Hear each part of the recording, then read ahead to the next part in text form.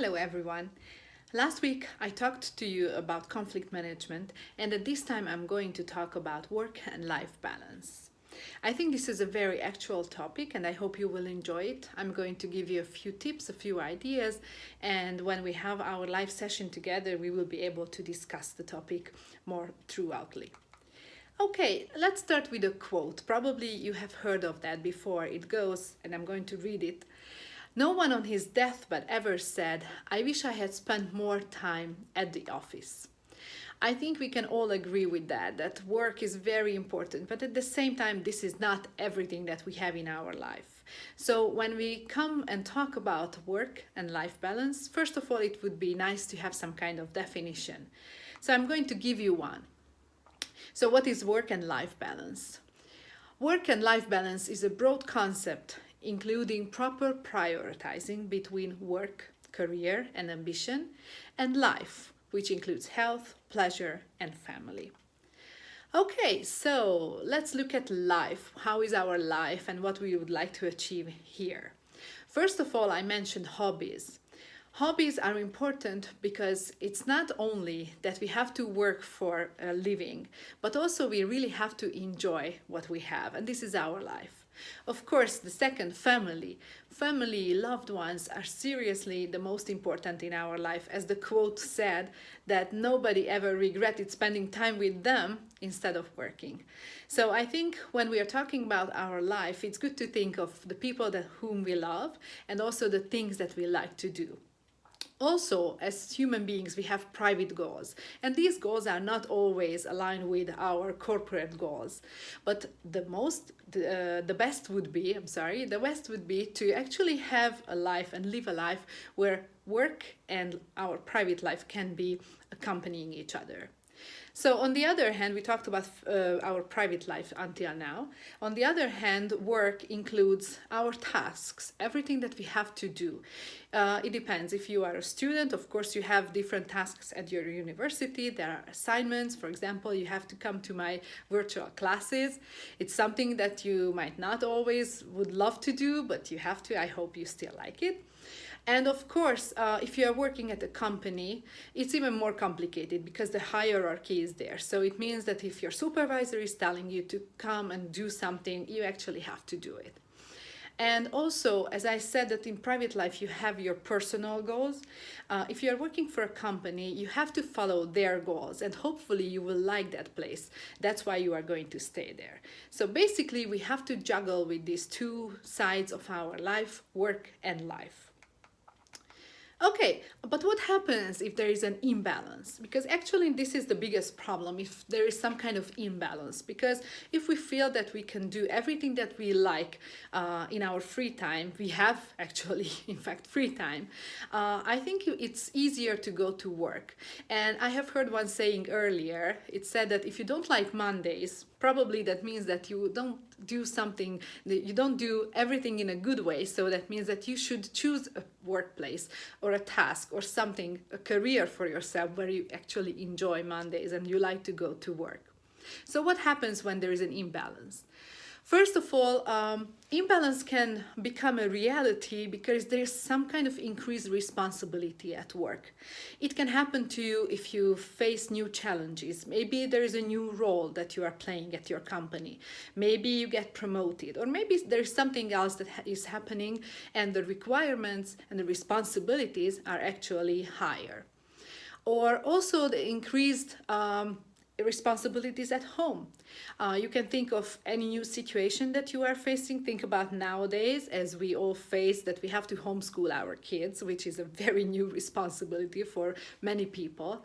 So, and the biggest problem is when all these higher or increased responsibilities occur at the same time. And this is what is happening nowadays. We have to learn new ways to teach. We have to learn new ways to learn, to work, and also our families might be far away or too close. So it's increased responsibility at work and at home. And also, these imbalance can occur when there are, for example, longer working hours. So maybe if you get promoted, that also means that you have to work more hours than you actually did before. And also your personal mindset. We like to think that we are in a good shape all the time, but many times it happens that we are not actually feeling well. Maybe there is something going on. Maybe a relationship is affecting our life that is not going in a way that we would like to. Or maybe we just don't feel comfortable with our colleagues. So our personal mindset is something that can cause imbalance. And one more thing that came to my mind, when there is some kind of grief, when you lose someone who was important for you, that can also cause some kind of imbalance. And also social media is there. Maybe we spend too much time on it. Maybe we just find ourselves that we are very unhappy about everything that is happening around us, as opposed to all the people, friends that we have. They are living a very happy life. So all these imbalances can cause actually not a situation when you don't feel comfortable, and your private life and your work life will be imbalanced. Now, let's see what are the consequences of poor WLB. This is work and life balance. So, for example, a fatigue. That means when you wake up, you want to wake up and you feel just deadly tired. You feel that you have no energy, you are lacking energy whatsoever. And also a lot of stress can cause imbalance in your life. So when you are going through a difficult situation that I just mentioned before, you might feel that your health is getting poorer and poorer. You are not feeling well at all, and you just don't have the energy and the motivation to move forward. And also, if you lose time with your loved ones, your friends, if you just don't have the time to meet them, after a while you become more and more depressed, and you are going into a direction that you really don't want to. And also, as I mentioned earlier, if there are new and increased expectation, maybe from your work and maybe from your life, that can also cause this imbalance, and you won't be really happy. Now, how can we do a healthy and how can we live a healthy work and life balance? Of course, there are many, many tips that you can follow, but I would like to give you some examples. First of all, to set your limits. It's very important to say that these are my boundaries. This is that I can handle and I can still remain a healthy person. Otherwise, if you just let loose and anything can happen to you, anything can come to you, after a while you will feel just drained, you will feel lack of energy. So if you set your limits, and for that you really have to develop a good self-awareness and also discover the values that are important for you, then it's going to be easier to set those boundaries. And I think, again, referring back to this situation that we are going through nowadays, I think balancing work and life, it's maybe even more challenging, but at the same time, we might have a little time depending on our personal life. As I told you many times, I have a big family, so it's maybe more difficult for me. But if you're living by yourself or only with a few people, maybe you have some time now to really discover what is important for you. So work on your values and try to find your core values. What is the most important for you? I found a really good quotation from someone. Actually, it was not written who said that. The bad news that time flies, but the good news is that you are the pilot. And this is an ideal situation. So actually, if you can manage your time, if you can set your boundaries and also decide what is important for you, it's going to be a lot of fun to spend time with things that you would like to do. And once you feel that you are the pilot, so you are in charge, you decide what you want to do with your own life, you will feel much better. Also, you have to make priorities. If you are tired of going out with friends that you are just tired of, just say no. It's also something that you have to learn to say no and say, okay, this is okay for me and this is not okay for me. And many times we think that if we say no, it's going to affect our friends and they will feel bad. But how about you? When was the last time you actually considered thinking of yourself or putting yourself first? So if you are developing this self-awareness that I mentioned earlier, it's going to be easier for you to say no. Also, another little thing, but I think it's helpful to try to leave work at work, which means that if you bring home all the issues, and probably not necessary papers or piles of papers or documents or a computer, but if you leave everything, every issue at work, which is meant to be left there, then you are going to be happier and healthier.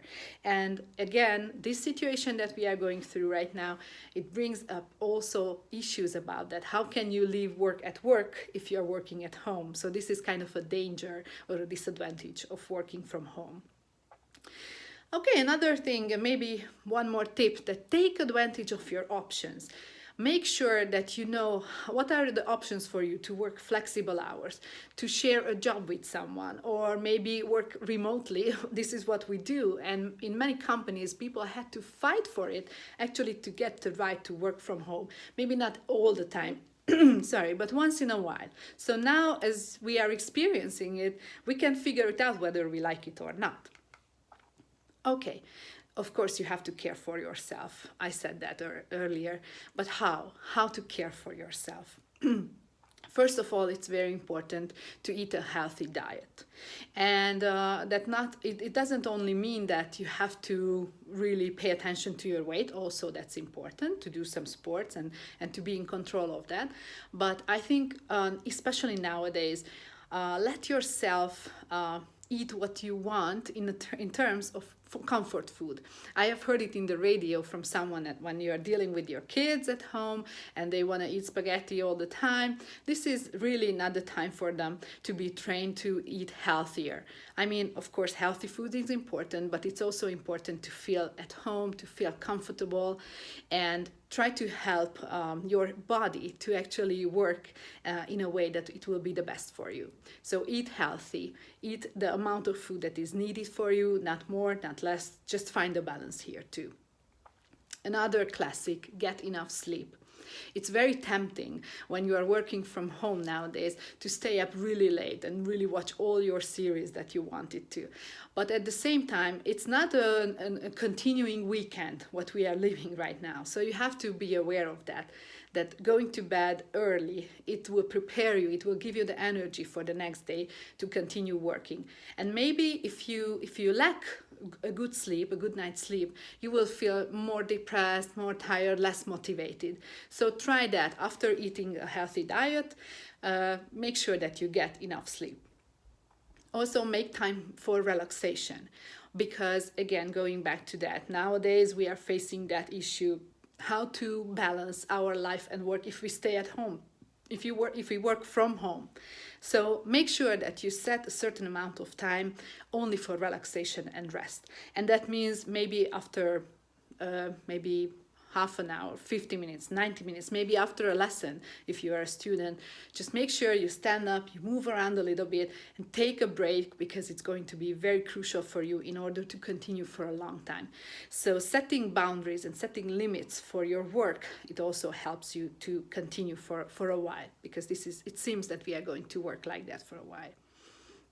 Also, it can be important, after taking care of yourself, it's important to look around and find someone whom you can help, because volunteering is going to give a meaning to your life. So it's not that you are the only one, you are the only focus in your life, but there are others out there. Maybe you can help a family with, going and doing some shopping for them, or walking the dog, or maybe just asking if you can get the trash out, or anything, just little thing. Or maybe call an old friend, a family member, talk to them. So after taking care of yourself, when you make sure that you are okay, find someone who would enjoy actually a little help, or maybe just some nice words, a phone call, and so on. And when it comes to being depressed, being tired, or being just fed up with everything that you have, if you experience imbalance, maybe there is a time when you really have to consider looking for professional help. And many times we are told, or we were brought up that way, that only weak people will search for professional help. I can mean a psychologist or a coach, or anybody, any kind of professional who can listen to you and maybe give some advice, or actually just give you the space and the time to be yourself. So if you feel that you are getting overwhelmed, or you are just really not wanting to to be with other people, that's probably a sign that you are going through some things that can be actually helped with other people. Okay, just very briefly, I would like to talk about Abraham Maslow. He is considered to be the father of positive psychology, and maybe throughout your studies you have met the hierarchy of needs. This is the pyramid that actually set up for 3 or more different levels. The first level, the basic level, is the basic needs. If we are going through a difficult time, the first thing that is going to be important for us is the physiological needs. They have to be fulfilled, like food, water, warmth, and rest. Everything that is the most important for every human being and every creature on board. So it's important to have enough food and nutritious food, have enough water, clean water, have a warm place to stay, and also a place where you feel comfortable. After all these needs are fulfilled, we can move up a little bit to the safety needs. So safety and security is also important. No wonder that many students went home when the university was closed, because it became important to be among those people who make you feel comfortable and make you feel at home. And also, if you are here and if you are far away from your family, it's important to make a safe place for yourself. So think about it. What is a safe place? Maybe your room, maybe your apartment, maybe the city. So find a safe place and try to go back to that safe place, also mentally and also physically, because it's going to help you a lot. Again, if we are moving up to the top, the next one is the psychological need that needs to be fulfilled in order to feel comfortable and happy. And this is the prestige and the feeling of accomplishment, and also the intimate relationships and friends. First of all, actually, I want to correct myself here, because first comes the intimate relationships and friends, and secondly the prestige and feeling of accomplishment. So this is the level where you have to experience that you are. It's not you are not the only one. So there are people around you, and these people can make you feel comfortable. So especially nowadays, when we are looking around and we don't really get to see many people, only through the computer, only through the camera or our smartphones, it's very important to go back in your memory to those days when you spend time together with your friends, and maybe a fun time together. Maybe when you call each other at the end of the day, it can give you some opportunities to just really have fun, laugh together, and enjoy. And if you are lucky enough to be with your loved ones around, please take that opportunity, because it's going to be important when you are balancing your everyday life and your work. Because work is very demanding, it can be demanding, but also you need to find places or resources where you can get energy from. And when everything is set, so we have our basic needs, psychological needs met, then we need to move to the top. And this is the self-fulfillment needs. And this is where we talk about happiness. And Maslow actually says he uses this term, the self-actualization, which is the self-fulfillment. So that means that you are achieving your potential, you are living up to your fullest potential, and you are creative, and you are doing activities that you really enjoy. And just referring back about the work and life balance, I think it's very important to find a job where you feel that you don't need to compromise. It's not that something that you have to give up your life in order to work. The best thing is when you are doing a work that you really enjoy, so it becomes part of your life. So I think this is the wish that we can make, that we will find a work where we feel like at home, and it's not like a terrible thing to go in there and to work for a living. Other than that, it's like basically like our hobby. And all those people who can say that their work is their hobby, I think they are really happy. Okay, I want to show you just one little thing, the 3 O's that you will remember afterwards, what we talked about when it came to life and work balance. And the 3 O's are like that. You have to look for, or we have to look for ourselves, our mental, spiritual, physical, and emotional needs. Also, we have to look for others, family members, loved ones, hobbies, and all the things, maybe pets. If you are a fan of dogs or cats, you know how important is that to have them around. So, okay, first one was to look after ourselves, to look after others, and also to look after our obligations, work, home, community, and also housework or homework. That way, I wanted to say housework instead of homework. So working for our house, our place where we are staying, we have obligations. It's not that something that we can avoid, especially if we are staying at home for a long time and we use our apartment, our room, also as our office. So it can be a bit challenging nowadays to manage that, especially if there are more people living in a household, how to manage to take care of the home, and also to use the space together for our needs, and also we use space for learning, studying, and working together. So the three O's are the three O's are these: to look for ourselves, to look for others, and to look for our obligations. We cannot avoid that. Okay, and what happens? What happens when there is actually a win-win situation? Because okay, nowadays we are working from home, but hopefully soon we will be able to go back to our workplaces. Or even if we are working from home and from home office, we still have an employer most of the time. So what can be a win-win situation for both parties? If we actually can maintain a good work and life balance, we will be happier. Both we will be happier and our employer. So let's see, what are the benefits for the employees? So I have to look into my notes because they are in really small letters.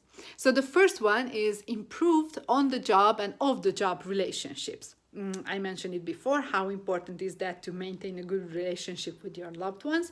But at the same time, it's really crucial to have a good relationship with your colleagues. Because if you are working in a team, and most of the jobs are done like that, you don't work by yourself many times, it's important that you spend at least 8 hours with those people. So make sure that you maintain a good and healthy and balanced relationship with your colleagues. The second one, self-satisfaction can be also a benefit of work and life balance for your side. So you will actually just feel better. That's good.